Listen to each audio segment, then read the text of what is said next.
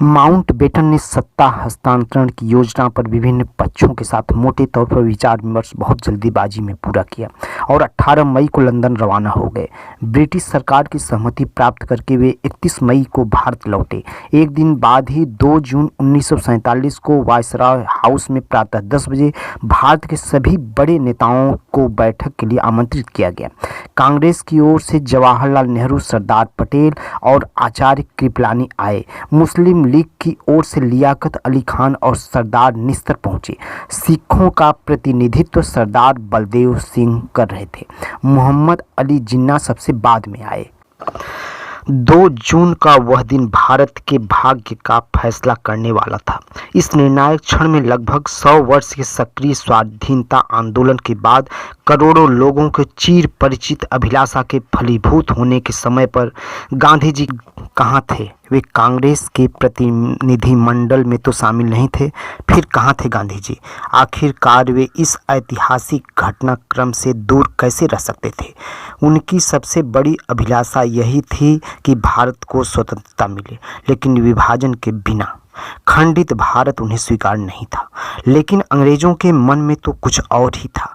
पाकिस्तान की मांग के प्रति उनका समर्थन जग जाहिर था। गांधी जी को भी इसका आभास हो गया था, लेकिन उनके मन में कहीं आशा की भी लौ जल रही थी। वे वायसराय हाउस के एक कमरे में मौजूद थे और राजनीतिक दलों के नेताओं के निर्णय की प्रतीक्षा कर रहे थे। बैठक से बाहर आकर माउंटबेटन ने उन्हें बताया कि सभी प्रमुख पक्ष बंटवारे पर सहमत हो गए थे। विशाल भारत को तोड़ने की ब्रिटिश साम्राज्य की दुर्भिसंधि फलीभूत होनी जा रही थी। कैसा विकट संयोग था! करोड़ों लोगों की आवाज़ ब्रिटिश सत्ता तक मजबूती से पहुंचाने वाले गांधी जी 2 जून 1947 को भारत के भाग्य का निर्धारण होने वाले दिन मौन व्रत पर थे।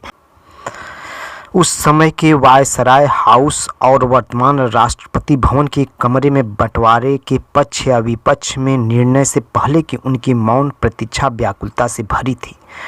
खंडित स्वतंत्रता की सूचना से उनके हृदय को गहरी चोट पहुंची। वे मौन रहे या अवाक, कहा नहीं जा सकता, लेकिन उनकी बेचैनी स्पष्ट थी।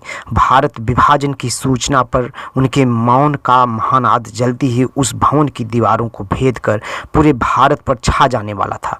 परंतु गांधी जी अपना कर्तव्य तय कर चुके थे। विभाजन की विभीषिका से लोगों को बचाने के लिए वह महान आत्मा फिर से भारत के लोगों के बीच जाने वाली थी।